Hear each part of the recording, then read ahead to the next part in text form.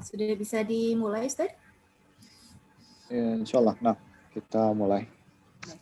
Bismillahirrahmanirrahim. Assalamualaikum warahmatullahi wabarakatuh. Waalaikumsalam warahmatullahi wabarakatuh. Alhamdulillah wassalatu wassalamu ala Rasulillah.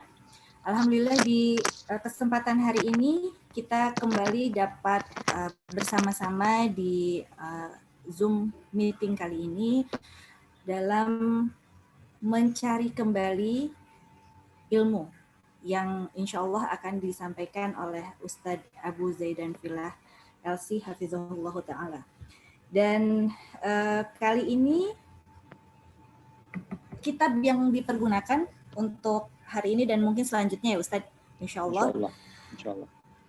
Ini adalah kitab Tarbiyatul Aulad fil Islam, atau kalau dalam terjemahannya bukunya adalah atau kitabnya adalah Pendidikan Anak dalam Islam, karya Dr. Abdullah Nasih Ulwan. Dan untuk kajian kali ini temanya adalah awal cerita pendidikan yang ideal. Langsung saja kepada Ustadz kami persilahkan, falyatafadhal mashkura. Bismillahirrahmanirrahim. Assalamualaikum warahmatullahi wabarakatuh. Waalaikumsalam warahmatullahi wabarakatuh. Alhamdulillah wassalatu wassalamu ala Rasulillah wa ala alihi wa sahbihi wa mawallah wa man tabi'ahu hudahu ila yaumil qiyamati wa ba'd. Qala Allah Ta'ala fi kitabihil karim ya ayyuhalladzina amanu taqullaha haqqa tuqatih wa la tamutunna illa wa antum muslimun. Wa qala ya ayyuhan nasu ittaqu rabbakumul ladzi khalaqakum min nafsin wahidah وخلق منها زوجها وبث منهما رجالا كثيرا ونساء واتقوا الله الذي تساءلون به والأرحام إن الله كان عليكم رقيبا أما بعد فإن أحسن الكلام كلام الله تعالى وخير الهدى هدى رسول الله صلى الله عليه وسلم وشر الأمور محدثاتها فإن كل محدثة في الدين بدعة وكل بدعة ضلالة وكل ضلالة في النار عياذا بالله من النار. Para ummahat sekalian yang dimuliakan Allah Subhanahu wa Ta'ala, tidak bosan-bosannya kita panjatkan puji syukur kita kepada Allah Subhanahu wa Ta'ala, Rabb yang telah memberikan kita segala kenikmatan, segala kebaikan serta segala kenikmatan yang sangat luar biasa, ya. Sehingga kita kembali dalam kajian pada sore hari ini. Para ummahat yang semoga dimuliakan Allah Subhanahu wa Ta'ala, sebelumnya Anda mohon maaf ini, ya, karena qadar Allah agak sedikit terlambat, ada ada sedikit jaringan atau setting yang perlu diperbaiki dalam Zoom tadi sehingga agak terlambat. Para ummahat yang dimuliakan Allah Subhanahu wa Ta'ala, kajian hari ini kita masuk pada judul yang baru, yaitu cerita atau awal cerita pada pendidikan yang ideal. Insya Allah kita ke depan akan membahas lebih banyak lagi menggunakan sebuah kitab, yang kitabnya tadi sudah diawali oleh Mu Adam yang sebagai moderator. Insya Allah kita akan pakai kitab Tarbiyatul Aulad fil Islam, ya, Tarbiyatul Aulad fil Islam, atau versi terjemahannya Pendidikan Anak dalam Islam. Bagi ummahat yang memiliki kitab ini, nggak masalah mau kita terjemahan atau kitab bahasa Arab, karena yang di depan Anda juga adalah hanya terjemahan saja, tapi nggak ada masalah insyaallah ta'ala. Ya, bagi yang memiliki kitabnya insyaallah bisa kita sama-sama kita kaji bersama-sama. Ummahat yang dimuliakan Allah Subhanahu wa Ta'ala, judul kita pada kesempatan sore hari ini, awal cerita pendidikan yang ideal. Awal cerita pendidikan yang ideal. Masih berpusat pada tarbiyah, karena memang tema kita atau kajian bersama anak lebih banyak membicarakan atau membahas tentang tarbiyatul aulad, ya, pendidikan anak. Ya. Kajian yang mungkin jarang ditemui, ya, tapi insya Allah mudah-mudahan kita sama-sama kaji, mudah-mudahan ini bermanfaat untuk kita sebagai orang tua. Ya, kajian ini menjadi sangat penting. Kenapa? Karena memang ilmu ini sangat dibutuhkan oleh kita sebagai orang tua, sebagai pendidik utama. Para umat yang dimuliakan Allah Subhanahu wa taala, setiap kita sepakat, ya, kita semua sepakat bahwa kesolehan anak, kesuksesan pendidikan yang membuatnya menjadi anak yang soleh dan bermanfaat adalah impian, cita-cita, ya, yang jauh-jauh hari kita wacanakan dan kita tuliskan dalam buku kita. Mungkin di antara ummahat ada yang memiliki buku pribadi atau diary, atau sekedar angan-angan atau sekedar cita-cita yang terucap dalam lisannya atau ya terbetik dalam hatinya. Ya, saya ingin memiliki anak yang soleh. Ya, bahkan ketika anaknya lahir, orang-orang semuanya mendoakan semoga menjadi anak yang soleh, semoga menjadi anak yang solehah, semoga bermanfaat, ya, semoga menjadi anak yang berbakti kepada orang tua. Ya, ini menjadi cita-cita kita bersama. Baik semua orang tua yang ada di muka bumi ini tentu menginginkan anak yang lahir dari rahim-rahim ibu mereka menjadi anak-anak yang bermanfaat, menjadi anak-anak yang saleh dan salehah. Ya, taat kepada kedua orang tuanya.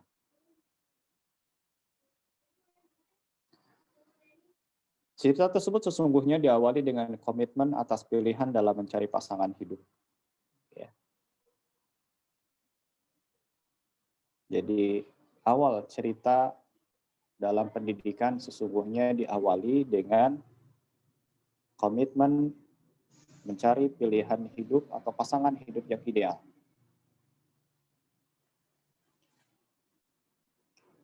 Kita banyak mendengar hari ini banyak peneliti, pakar pendidikan menyimpulkan ya bahwa cerita membentuk dan menjadikan anak yang soleh dan solehah dimulai sejak usia 0 sampai 7 tahun. Sehingga dibentuk dalam tengah-tengah kita ada pendidikan anak usia dini atau disebut dengan PAUD, ya, pendidikan anak usia dini. Itu dalam rangka menjadikan anak-anak kita menjadi anak-anak yang cerdas, ya, menjadi anak-anak yang bermanfaat. Awal mula pendidikan di usia anak-anak, yaitu pendidikan anak usia dini. Begitu pula di beberapa literatur tentang psikologi pendidikan dan perkembangan anak juga sangat ditekankan arti penting pendidikan anak sejak usia dini. Bahkan dalam sebuah buku mereka, ya, buku mereka karya Aristoteles, mungkin nama yang tidak asing lagi di dunia filsafat, gitu ya.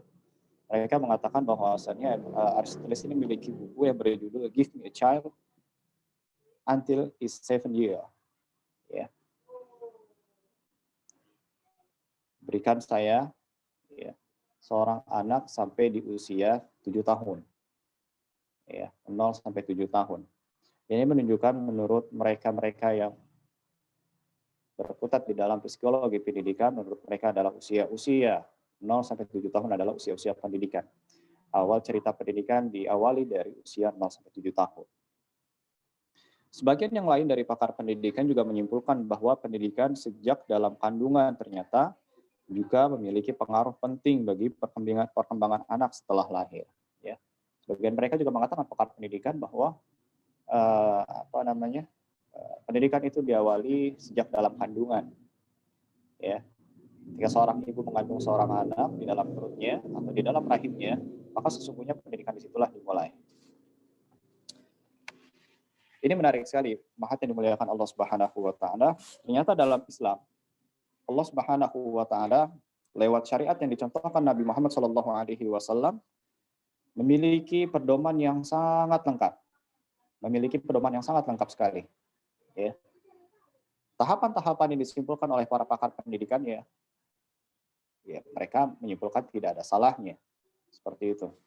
Namun ternyata dalam agama Islam, di dalam agama kita sendiri, ya, itu lompatannya sudah sangat jauh sekali melangkah bahwa sejatinya pendidikan anak dimulai sejak kapan? Sejak masing-masing pasangan mencari dan menetapkan sebagai suami dan istri. Sejak suami yang kelak akan menjadi seorang pemimpin dalam keluarganya dan menjadi ayah bagi keturunannya. Ya, sejak seorang laki-laki meminang seorang istri, menetapkan dia sebagai istrinya yang kelak akan menjadi seorang pendidik pertama, bak sekolah pertama untuk anak-anaknya dan untuk keturunannya kelak. Pemimpin di rumah yang menjaga harta suaminya. Nah, ternyata dalam Islam sangat luar biasa, mahatnya sekali dimuliakan Allah Subhanahu wa taala. Ternyata awal pendidikan itu diawali kapan? Ya, diawali sejak kita memutuskan untuk ya menetapkan seseorang untuk menjadi pasangan hidup kita. Disitulah awal kehidupan, disitulah awal ya pendidikan untuk generasi atau keturunan kita dimulai. Jadi masya Allah, ya anaknya belum lahir, ya tetapi sesungguhnya Islam sudah mengatur, agama kita sudah mengatur. Rasulullah Shallallahu Alaihi Wasallam, ya lewat syariat yang ditetapkan oleh Allah Subhanahu Wa Taala, ya telah mengatur, ya telah diatur. Ini masya Allah. Maka pendidikan ideal tidaklah berawal dari sebuah kegagalan dalam mencari pasangan hidup. Ya. Maka ketika kita menginginkan pendidikan yang ideal untuk anak-anak kita ingin A, B, C, dan D. Segala harapan, segala cita-cita kita tanamkan pada anak-anak kita. Sejatinya pendidikan tersebut bisa sukses ketika diawali dengan mencari pasangan yang baik. Ya. Pasangan yang baik. Pasangan yang sevisi dan semisi. Ketika kita salah dalam melangkah mencari pasangan yang tidak sevisi dan misi, atau hanya sekedar mencari syahwat belaka tanpa memikirkan bebet dan bobot pasangan hidup tersebut, maka disitulah awal tahapan pendidikan yang kita abaikan. Ya.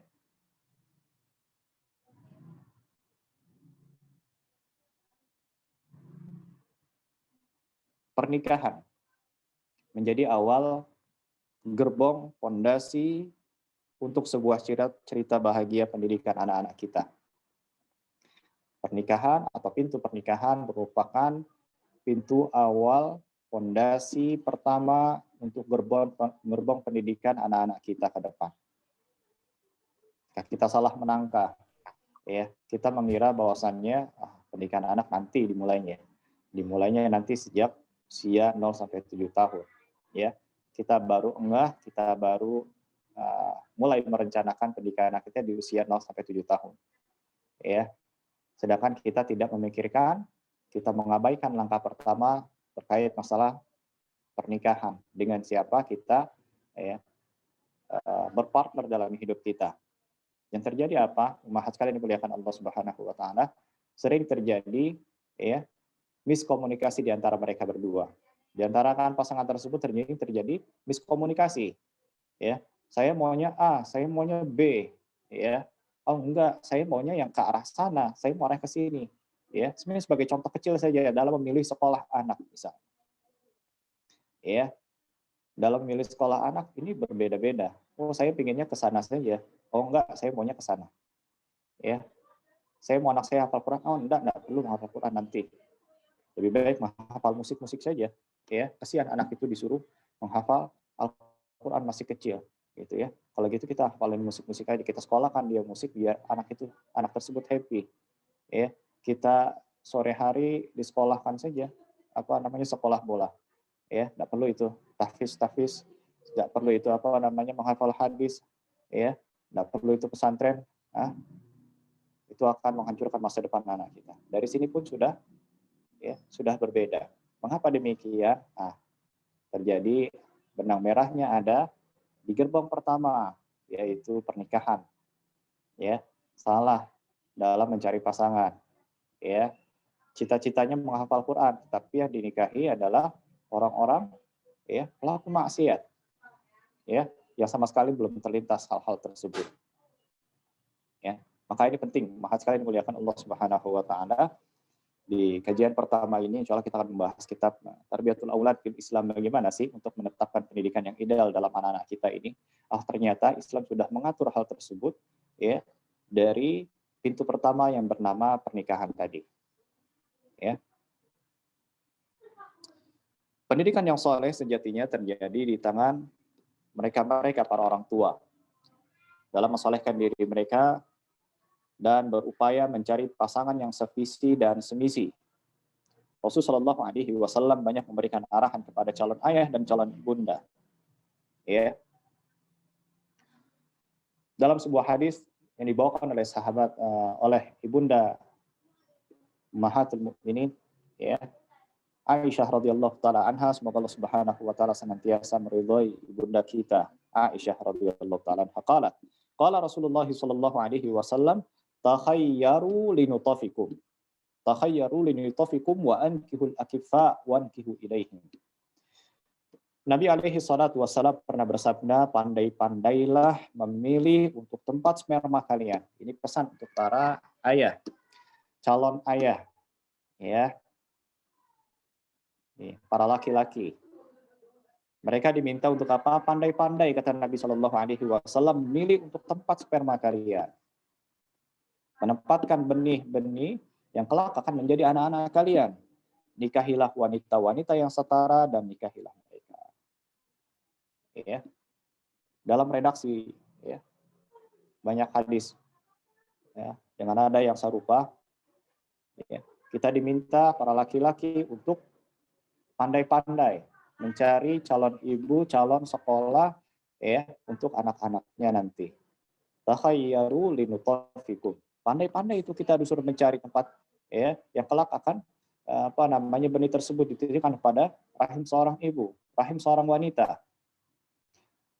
Ya, tatkala seorang salah dalam memilih untuk sekolah anaknya yang pertama, ya, ini kita belum berbicara masalah sekolah, ya, sekolah formal, tapi ini adalah sekolah sepanjang hayat, yaitu ibu. Sekolah pertama untuk anak-anaknya. Ketika salah, ya, cari yang penting A, B, C, D, yang penting kaya, yang penting cantik, untuk akhlak itu nomor sekian. Ya, untuk agama mau sholat mau enggak, ya, mau akhlaknya itu mau, ya, pokoknya ala kulli hal seperti itu nggak diurusin, nggak difikirkan, ya. Maka disinilah pendidikan itu akan sulit ke depan, ya. Sering terjadi cekcok di antara kedua pasangan tadi. Kenapa? Karena ya tadi, ya, belum satu visi dan semisi. Maka perlu pandai-pandai dalam mencari.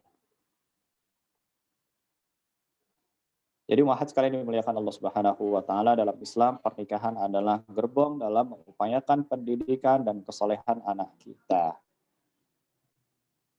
Ya. Sekarang kita lihat ke buku kita bagi umat yang memiliki kitabnya, silahkan bisa mengikuti. Muada masih bersama kita di sini? Masih, Ustaz. Masih. Nah, Muada mau membaca di halaman ketiga.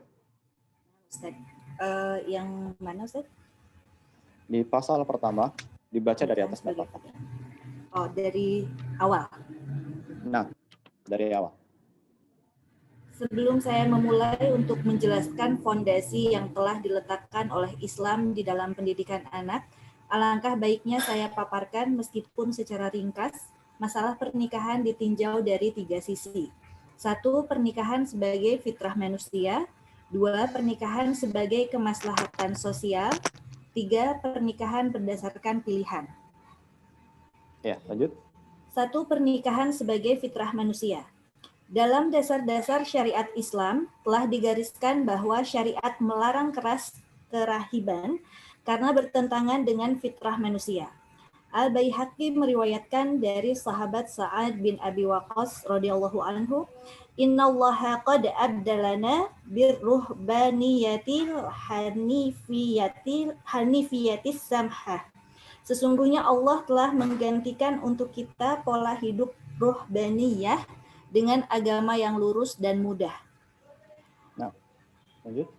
At-Tabrani dan Al-Baihaqi meriwayatkan bahwa Rasulullah Shallallahu Alaihi Wasallam bersabda, "Man kana musiran li'an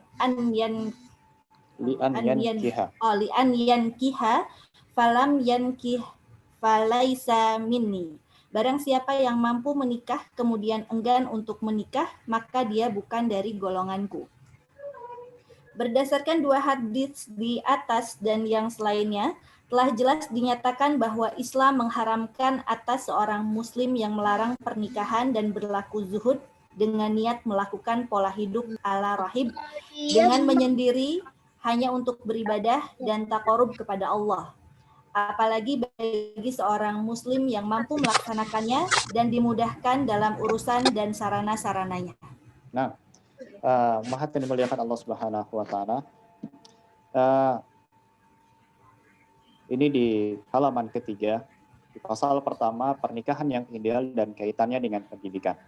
Tadi kita sudah jelaskan sedikit tentang muqaddimah, tentang kaitan yang sangat erat sekali antara pernikahan dua orang manusia, sepasang manusia, laki-laki dan perempuan. Ya, itu sangat erat sekali kaitannya dengan pendidikan yang akan dibebankan kepada dia, pada anak-anaknya. Ya, itu sangat erat sekali. Ya, sehingga oleh Syekh Abdullah Nasir Ulwan dibahas di bahasan paling pertama. Dalam pendidikan anak dalam Islam, yang pertama yang harus diperhatikan oleh kita para orang tua, ya, apalagi yang mungkin anak-anaknya sudah mulai besar, ya, nah ini sudah mulai diarahkan agar kelak nanti keturunan mereka, ya, itu menjadi generasi-generasi yang sangat luar biasa. Kenapa?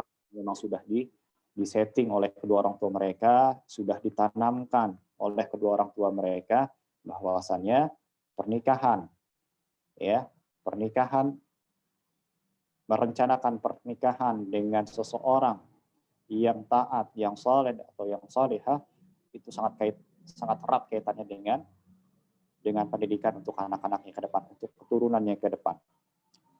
Ya, kenapa dengan pernikahan ini? Disebutkan yang pertama oleh Syekh Abdullah Nasir Ulwan, yang pertama kenapa kita harus menikah? Ya, apa sih fungsi menikah? Kenapa sih kita harus menikah? Ya, yang pertama adalah pernikahan sebagai fitrah manusia. Pernikahan adalah fitrah sebagai manusia. Kita sebagai manusia memiliki fitrah, ya, sudah Allah install dalam diri kita masing-masing, ya, bahwasanya kita butuh dengan pasangan. Seorang laki-laki membutuhkan seorang wanita sebagai pasangan hidupnya. Itu seorang wanita tidak bisa hidup sendiri, dia butuh, ya, partner dalam hidupnya dia. Seorang laki-laki, seorang pemimpin yang membimbing dia. Ya. Bahkan di awal di sini Islam benar-benar melarang keras, mengecam keras tentang sikap rohbaniyah. Apa itu rohbaniyah? Kerahiban. Ya, mungkin ada yang pernah kenal dengan rahib, ya. Rahib yang dikenal, ya, sudah terputus dengan dunianya, nggak mau lagi berurusan dengan dunia, nggak mau lagi foya-foya. Ya, dia fokus dengan ibadah. Dia maunya hanya beribadah saja. Ya, kalau kita kenal itu pastor-pastor itu, ya, wallah ta'ala bisawab, itu apakah nyatanya seperti itu atau tidak? Mereka sudah mengabdikan diri mereka untuk gereja, ya, mendedikasikan diri dan hidupnya untuk senantiasa beribadah saja dalam gereja. Nah, di dalam Islam pun ada seperti itu, ya, yang hanya ingin, ya, beribadah kepada Allah Subhanahu wa taala dan tidak mau menikah dengan alasan takut terganggu. Ya. Kalau sudah punya istri, ya, sedikit-sedikit ditelepon lagi di masjid tuh. Ya, "Bang, pulang, Bang. Kapan pulangnya, Bang?" Ya. "Ini anak-anak sudah kangen, Bang. Pulang," kayaknya. Wah, lagi asik-asik beribadah dalam masjid dipanggil. Ya. Balik lagi ke masjid, "Bang. Ya, tolong ini mau antarkan ke pasar. Bang, ini sudah waktunya malam, ya, waktunya istirahat dan lain sebagainya." Terganggu, ya. Akan tetapi Islam melarang itu semua, ya, karena sesungguhnya kerahiban itu bertentangan dengan fitrah manusia. Seorang enggan untuk menikah dengan alasan tidak mau terganggu dengan urusan-urusan dunia, tidak mau terganggu dengan, ya, urusan-urusan, ya, di rumah, ya. Nah, ini melanggar fitrahnya dia. Karena Allah Subhanahu wa taala telah install masing-masing diri kita untuk, ya, membutuhkan pasangan. Dari sahabat Sa'ad bin Abi Waqqas radhiyallahu taala anhu berkata, ya, diriwayatkan oleh Imam Al-Baihaqi, innallaha qad abdalana birruhbaniyatil hanifiyyatis samhah. Sungguhnya Allah telah menggantikan untuk kita pola hidup rohbaniyah dengan agama yang lurus dan mudah. Agama ini mudah sekali. Mahathir mereka Allah Subhanahu wa taala. Halal. Ya. Nabi SAW mencontohkan itu semua. Manusia yang paling terbaik, yang paling bagus akhlaknya, yang paling bagus salatnya, yang paling bagus puasanya. Nabi SAW ya, menikah. Nabi SAW salat malam dan Nabi SAW juga tidur. Nabi SAW puasa. Begitu pula Nabi SAW berbuka di hari lain. Ya. Rasulullah SAW bersabda, "Man kana musiran li an yankiha falan yankih falaysa minni." Barang siapa yang mampu menikah kemudian enggan untuk menikah, maka dia bukan dari golonganku. Ya. Barang siapa yang mampu menikah kemudian enggan untuk menikah, maka dia bukan dari golonganku. Nih, banyak nih terjadi di antara para jomblo-jomblowati ini ya. Ya. Hanya sekedar mencari karir saja. Mencari karir.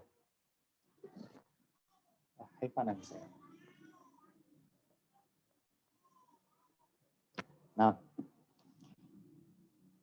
ini banyak terjadi, ya. Dia sudah mampu, ya. Kalau kita pergi ke Jakarta atau Bandung lah, banyak sekali ya. Nah, ini banyak yang ibu-ibu belum menikah di usia yang sudah kepala 3, kepala 4, ya. Masih asik dengan dunianya, masih asik dengan kerjaannya. Nggak mau nikah dia. Ya. Khawatir kalau sudah ada laki-laki kerjaannya makin ya karirnya akan terputus. Kalau sudah punya anak karirnya sudah tidak bisa berkarir lagi dan lain sebagainya dan sebagainya. Begitu pula laki-laki juga banyak seperti itu. Ya. Sudah punya segalanya ya, tapi belum mau nikah. Ya. Nah, sikap-sikap demikian itu sangatlah bertentangan dengan ajaran Rasulullah SAW. Ya. Nabi SAW mengatakan, "Falaisa minni," orang yang nggak mau nikah itu bukan dari golonganku. Ustaz, ini pengen ngikutin seperti Al-Imam ya, Syekhul Islam Ibnu Taimiyah misalnya, atau Al-Imam An-Nawawi rahimahumullah taala, ya, mereka juga nggak nikah, Ustaz. Iya. Mereka menikah karena jihad, ya. Mereka tidak menikah ya karena sibuk dengan ilmu sehingga lupa mereka untuk menikah. Lah kita ya, lah mereka para jombloan dan jomblowati yang sudah ya diberikan oleh Allah Subhanahu wa taala dengan segala kenikmatan kelebihan yang nggak mau nikah. Ya, ngaji jarang. Ini Masya Allah, ini lihat dari Syekhul Islam sebelah mananya gitu kan ya. Nah, silakan dilanjutkan Ummu Ada. Nah, Ustaz. Jika kita renungkan sikap Rasulullah SAW dalam memelihara masyarakat dan menanggulangi kebutuhan jiwa manusia, maka kita akan tambah merasa yakin bahwa pemeliharaan dan penanggulangan itu terbangun atas pengetahuannya akan hakikat manusia dan tuntutan keinginan dan kecenderungannya. Oleh karena itu, tidak ada seorang pun yang hidup di tengah masyarakat melanggar batasan fitrahnya dan tidak melaksanakan sesuatu yang memang tidak ia mampui. Hal ini supaya ia berjalan dengan seimbang, mudah, dan lurus yang sesuai dengan naluri dan tabiatnya. Dia juga tidak akan tersandung ketika manusia berjalan dengan lurus, tidak terbelakang ketika manusia lain telah maju, dan tidak lemah ketika manusia lainnya menjadi kuat. Allah Subhanahu wa taala berfirman, "Fitratallahi allati fattaran nasa 'alaiha la tabdila li khalqillah, dzalikad dinul qayyimu walakinna aktsaran nasi la ya'lamun." Tetaplah atas fitrah Allah yang telah menciptakan manusia menurut fitrah itu. Tidak ada perubahan pada fitrah Allah. Itulah agama yang lurus, tetapi kebanyakan manusia tidak mengetahui. Quran Surat Ar-Rum ayat 30. Inilah sikap yang dilakukan oleh Rasulullah SAW. Beliau telah menyiapkan sikap yang paling reformis dan mendidik untuk menanggulangi tabiat-tabiat yang negatif dan memahami hakikat manusia. Al-Bukhari dan Muslim meriwayatkan dari sahabat Anas bin Malik radhiyallahu anhu, ada 3 orang yang pernah mendatangi rumah istri-istri Nabi untuk menanyakan tentang ibadah beliau. Ketika mereka diberitahu, maka seakan-akan mereka mendapati ibadah mereka itu sedikit sekali. Mereka berkata, di mana kedudukan kami di sisi Nabi Shallallahu Alaihi Wasallam, mengingat beliau telah diampuni dosa-dosanya yang telah lalu dan yang akan datang. Salah seorang di antara mereka berkata, saya akan selalu melakukan sholat malam. Orang yang lain berkata, saya akan selalu berpuasa dan tidak akan pernah berbuka. Dan yang lainnya berkata, saya akan selalu menjauhi kaum wanita dan tidak akan menikah selamanya. Nah, kemudian bisa dilanjutkan. Nah, lanjutkan. Ya. Kemudian datanglah Nabi kepada mereka dan bersabda, kaliankah yang mengatakan demikian dan demikian? Demi Allah, sesungguhnya aku adalah orang yang paling takut kepada Allah daripada kalian dan yang paling bertakwa kepadanya daripada kalian. Meski demikian, aku berpuasa dan juga berbuka. Aku melaksanakan sholat dan aku tidur. Aku juga menikahi kaum wanita. Oleh karena itu, barang siapa yang tidak suka dengan sunnahku, maka dia bukan dari golonganku. Nah, dalil cukup. Jemaat yang dimuliakan Allah Subhanahu wa taala, tadi kita sudah dengar ya tentang dalil-dalil. Bagaimana Allah Subhanahu wa taala telah menginstal masing-masing diri kita untuk kita, ya ini adalah ciptaan Allah Subhanahu wa taala dan fitrah, ya.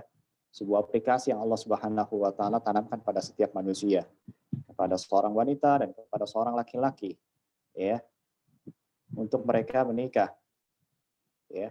Dan pada setiap dari kita memiliki kecenderungan dan keinginan, ya, untuk suka sama suka, ya. Maka dengan jalan pernikahanlah Allah Subhanahu wa taala meridhoi jalan manusia.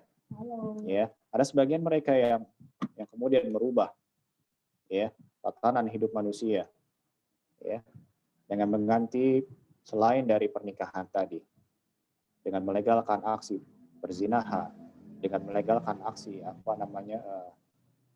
LGBT dan lain sebagainya, ya. Ini nggak sesuai dengan fitrah, apalagi sampai merubah ciptaan-ciptaan yang Allah Subhanahu wa taala berikan kepada diri manusia. Ya, ada sebagian mereka kemudian datang ke rumah sakit, nah ini ingin disuntik saja akhirnya, ya, agar tidak memiliki ketertarikan dengan seorang, ya, dengan pasangannya, dengan lawan jenis dan lain sebagainya. Ini adalah, ya, ini melanggar. Ini adalah perbuatan yang haram. Fitratullahi allati fatara an-nasa 'alaiha la tabdila li khalqillah dzalika ad-dinul qayyim walakin aktsaran nasi la ya'lamun. Ya. Fitrah yang sudah Allah Subhanahu wa taala tetapkan, yang telah Allah ciptakan untuk manusia, tidak ada perubahan pada fitrah Allah. Itulah agama yang lurus, tetapi kebanyakan manusia tidak mengetahuinya. Dalam sebuah hadis Nabi Shallallahu Alaihi Wasallam menyebutkan tadi, ya, ada seorang yang datang kepada Rasul, ya, ada yang datang kepada istri-istri Rasul Shallallahu Alaihi Wasallam menanyakan bagaimana sih ibadahnya Rasul Shallallahu Alaihi Wasallam. Kemudian dikasih tahu oleh, ya, istri-istri Rasulullah, ya, ibadah Nabi Shallallahu Alaihi Wasallam ini seperti ini. Maka ketika mereka mendapati informasi tersebut dari istri-istri Rasulullah Shallallahu Alaihi Wasallam, ya, maka mereka mengatakan, aina nahnu minan Nabi sallallahu alaihi wasallam, ya. Seakan-akan mereka taqalluha, mereka mengatakan apa yang sudah kita lakukan ini sedikit sekali katanya. Seakan-akan mereka mendapati ibadah mereka, ya, sedikit sekali. Ya, kemudian mereka mengatakan aina nahnu minan Nabi sallallahu alaihi wasallam, mana kedudukan kami di sisi Nabi sallallahu alaihi wasallam, ya. Itu Rasul sallallahu alaihi wasallam yang telah diampuni dosanya, ya, baik yang telah lalu dan akan datang. Maka mereka berkomitmen setelah mendengar informasi tersebut, oh, kalau begitu saya akan melakukan salat malam dan saya nggak akan tidur lagi. Ya, saya akan jadikan malam saya digunakan seluruhnya untuk qiyamul lail. Yang lain berkata, saya akan berpuasa dan tidak akan pernah berbuka. Ya, hari ini berpuasa, besok berpuasa, selanjutnya berpuasa, setahun penuh isinya puasa. Ya. Dan yang lain berkata, saya akan selalu menjauhi kaum wanita dan tidak akan pernah menikah selamanya. Nah, ini dengan saya menikah, saya akan terganggu nanti ibadah saya. Ya, ibadah saya nggak konsentrasi. Kalau gitu saya akan jauhkan wanita-wanita. Saya akan jauhi istri-istri saya. Ya, atau saya tidak akan menikah selamanya. Ya, karena kalau saya menikah pasti saya akan terganggu. Ya, saya akan tergoda dengan dunia. Ya. Maka kemudian datang Nabi Shallallahu Alaihi Wasallam kepada mereka dan bersabda, antumul ladzi qultum kada wa kada, kaliankah yang mengatakan demikian dan demikian? Kaliankah yang mengatakan saya nggak akan nikah, saya akan sholat malam terus, ya, saya akan puasa nggak akan berbuka, ya? Wallahi katanya, demi Allah, ya, inni la akhsyakum lillah. Aku orang yang paling takut kepada Allah Subhanahu wa taala daripada kalian. Wa atqakum lahu. Dan saya adalah orang yang paling bertakwa kepada Allah Subhanahu wa taala daripada kalian. Namun demikian atau meski demikian aku berpuasa dan juga berbuka, aku melaksanakan sholat malam dan aku juga tidur. Ya. Wa atazawwajun nisa, dan saya juga menikahi kaum wanita. Faman raghiba an sunnati falaysa minni. Ya. Dan barang siapa yang tidak suka dengan sunnahku, maka dia bukan dari golonganku. Ya. Dia nggak suka tuh sama apa yang sudah diajarkan Nabi Shallallahu Alaihi Wasallam, falaysa minni. Jangan pernah berharap untuk bertemu dengan Rasulullah Shallallahu Alaihi Wasallam. Ya, yang pernah mengaku dia bagian dari umat Nabi Shallallahu Alaihi Wasallam kalau tidak mau menjalankan sunnah-sunnahnya. Maka pernikahan, ya, adalah merupakan syariat dan sunnah Nabi Shallallahu Alaihi Wasallam. Tentunya bertujuan agar seorang Muslim mampu memikul beban tanggung jawab yang besar terhadap orang yang memiliki hak pendidikan dan pemeliharaan di saat ia menyambut seruan fitrah tadi. Ya, dengan menjalankan sunnah-sunnah tadi, memilih pasangan yang baik, ya, memiliki suami yang baik, memiliki istri yang baik, ya, tentu itu akan melahirkan generasi-generasi, dan itu adalah sebuah awal pendidikan untuk anak-anaknya. Nah, yang kedua.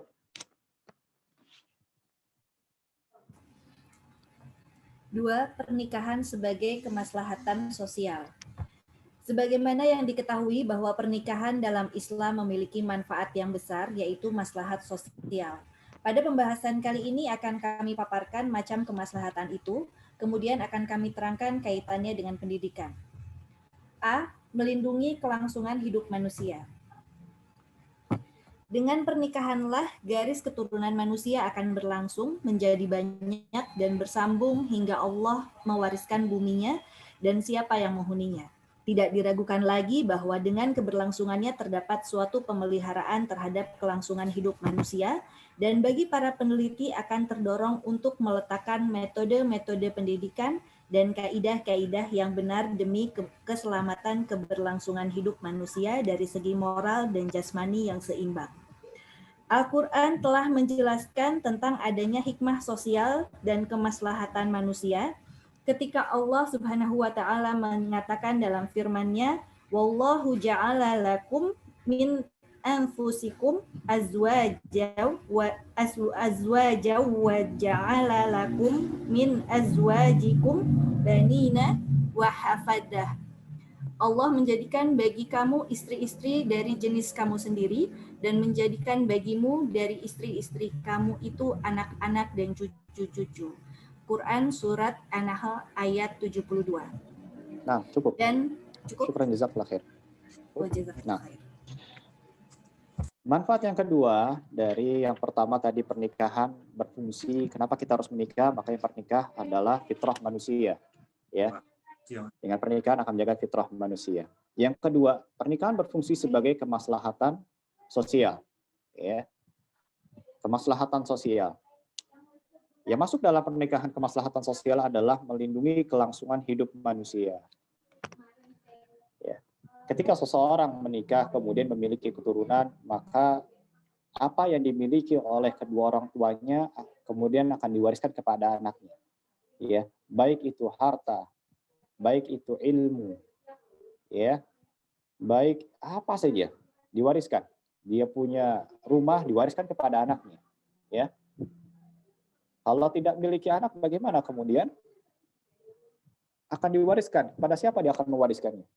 Maka dengan satu jalan yang paling yang telah Allah Subhanahu wa taala tetapkan adalah dengan pernikahan tadi. Tanpa jalur pernikahan tadi, pernikahan yang sah, maka tidak akan adanya namanya warisan. Ilmu diwariskan kepada anak-anaknya. Anak-anaknya mewariskan terus seperti itu. Ya, dia punya toko, diwariskan kepada siapa? Ya, kalau nggak punya anak, kalau nggak menikah, diwariskan kepada siapa? Bingung dia. Ya, dia punya toko 10, punya perusahaan dan lain sebagainya. Dia punya harta, ya, tapi nggak mau nikah, ya, maka akan berhenti sampai situ saja. Tapi ketika dia menikah, terus dikembangkan oleh keturunan-keturunannya. Ya. Nabi SAW juga pernah bersabda, ya, ini pesan bagi para laki-laki, bagi mereka para laki-laki, kata Rasulullah SAW, tazawwajul wadudul wadud. Tazawwajul wadudul wadud. Fa inni mukatsirun bikumul umama yaumal qiyamah. Kata Nabi SAW, nikah katanya. Ya. Kalian nikah. Nikahi siapa? Yang modalnya kayak gimana menikahi wanita? Al-wadudul wadud. Nikahilah oleh kalian al-wadud. Seorang wanita yang memiliki sifat kasih sayang, lemah lembut, pecinta, ya, memiliki sense kepada suami, memiliki sense kepada anak-anaknya, kepada keluarganya, ya, punya ya rasa kasih sayang, lemah lembut, wadud, ya, nggak yang, ya, mohon maaf, kadang-kadang ada sebagian, ya, nggak pernah kenal senyum, ya, diem aja, cemberut mukanya, ya. Ibu yang lahir ini, yang suka cemberut ini, khawatir ketika dilahirkan dalam kondisi cemberut, dia bukan menangis, tapi cemberut ini lahirnya. Ya, hati-hati, banyak-banyak senyum pada suaminya khususnya, ya. Berlemah lembut, ya. Bertanya, nyapa, gitu ya. Pada anaknya, berlemah lembut pada anaknya. Tazawwajul wadudul walud. Bukan hanya sekedar ya terkenal dengan kelembutannya, kasih sayangnya, ya, kecintaan kepada anaknya, kepada keluarganya, tapi juga al-walud. Ya. Faktor kesuburan pada seorang istri juga perlu dipertimbangkan. Ya. Nah, dilihat oleh laki-laki kira-kira ini dalam keluarganya, lihat keturunannya, silsilahnya, riwayatnya, oh ini memiliki anak-anak yang banyak. Nikahi. Ya. Nikahi. Fa inni mukatsirun bikumul umama yaumal qiyamah. Ya. Karena Nabi SAW kelak di hari kiamat nanti, beliau akan berbangga kepada umatnya nih, banyak umat saya nih. Nabi SAW senang melihat ya umatnya itu memiliki banyak keturunan. Ini faktor yang fungsi yang pertama pernikahan sebagai kemaslahatan sosial, karena dengan menikah akan melindungi kemaslahatan, ya, melindungi kelangsungan hidup manusia. Yang kedua, B, menjaga nasab. Dengan jalan pernikahan yang disyariatkan Allah, maka anak-anak akan merasa bangga dengan bapak-bapak mereka sebagai orang tua. Tidak diragukan lagi bahwa dalam berketurunan ini terdapat penghargaan diri, kestabilan jiwa, dan kemuliaan manusia. Kalau sekiranya tidak melalui jalan pernikahan yang disyariatkan Allah, maka akan cacatlah suatu masyarakat yang di dalamnya terdapat anak-anak yang tidak memiliki keturunan dan kehormatan. Dan demikian itu adalah tusukan yang tajam bagi moralitas yang baik dan penyebaran kerusakan serta pembolehan segala cara. Nah, yang kedua dari faktor fungsi pernikahan sebagai kemaslahatan sosial, selain melindungi kelangsungan hidup manusia, juga kemaslahatan sosial yang lain adalah menjaga nasabnya, ya. Dengan Allah Subhanahu wa taala mensyariatkan pernikahan kepada manusia, ya, maka ada rasa anak-anak ini berbangga kepada orang tua mereka, kepada ayah dan ibundanya, terutama ayahnya, ya. Kalau sekiranya tidak melalui jalan pernikahan yang disyariatkan Allah, maka akan cacat suatu masyarakat yang di dalamnya terdapat anak-anak yang tidak memiliki keturunan dan kehormatan. Dan demikian itu adalah tusukan yang tajam bagi moralitas yang baik dan penyebaran kerusakan serta pembolehan segala cara. Allah Subhanahu wa taala telah mensyariatkan pernikahan dalam kehidupan kita. Ya. Allah syariatkan. Faman raqiba an sunnati falaysa minni. Ya, ya masyarakat syabab man istata'a minkumul ba'ah falyatazawwaj. Ini adalah dalil-dalil yang mengupakan tentang hukum pernikahan. Ya, pernikahan. Maka ketika seseorang mencari jalan lain untuk melampiaskan kebutuhan dan fitrahnya, ya, selain jalan pernikahan, ya, baik itu dengan jalan misalnya perzinahan misalnya atau LGBT misalnya, ya, yang semua ini adalah merusak moralitas bangsa, moralitas keturunan, dan merusak nasab itu sendiri. Karena sesungguhnya wanita yang berzina kemudian melahirkan anak dari hasil perzinahannya, maka nasabnya tidak bisa dinisbatkan kepada ayahnya. Ya. Ya. Inilah rusaknya perzinahan, agar mereka berpikir ulang kembali ketika ingin melakukan perzinahan, maka hasilnya itu ya ini berupa anak yang tidak bisa diakui kepada ayahnya. Ya, rusak. Ya. Ini mahat sekali dimuliakan Allah Subhanahu wa taala. Sudah pukul 5 ya, semua ada. Nah, Ustaz. Nah, tapi insya Allah kajian kita pada kesempatan sore hari ini kita cukupkan sampai di poin B. Insya Allah akan kita lanjutkan pada pertemuan-pertemuan lanjutan. Insya Allah kita akan menggunakan kitab ini, insya Allah ya. Kita akan menggunakan kitab ini, kita coba, kita baca, kita coba rangkum ya, dari apa yang kita baca, apa yang kita kaji dari buku ini. Karena buku ini saya rasa buku yang sangat baik, buku yang sangat bermanfaat sekali. Di dalamnya berisi tentang bagaimana metode pendidikan dalam Islam. Dengan demikian, Allah Ta'ala bisawab, mahat yang dapat Anda sampaikan pada kesempatan sore hari ini, semoga ada manfaatnya untuk kita semua dan menambah khazanah ilmiah untuk kita sebagai orang tua. Demikian. Allah Ta'ala bisawab. Wassallallahu ala nabiyina Muhammad wa ala alihi wa sahbihi wasallam. Syukran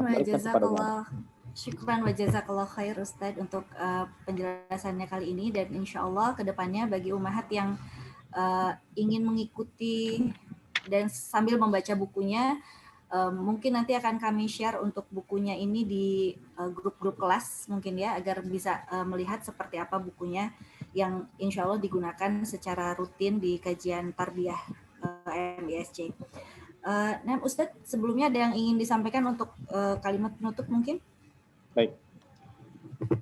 Mahat yang dimuliakan Allah Subhanahu wa taala, sebagai kalimat penutup pada kesempatan sore hari ini ya, saya ambil sebuah kesimpulan bahwasanya pendidikan yang ideal untuk anak-anak kita tidaklah berawal dari sebuah kegagalan dalam mencari pasangan hidup.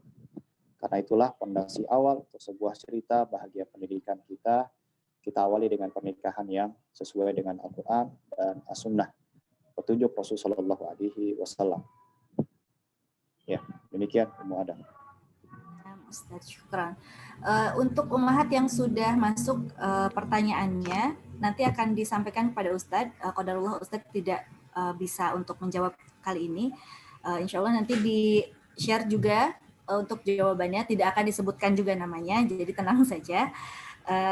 Dan terima kasih banyak untuk ummahat semua yang sudah bergabung bersama kami. Insya Allah kita akan lanjutkan lagi kajian rutin ini pada kesempatan berikutnya dengan pembahasan lanjutan.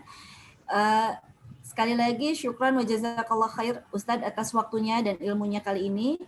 Mudah-mudahan bermanfaat bagi kita semua. Mudah-mudahan juga bisa ditanamkan dalam kehidupan kita sehari-hari.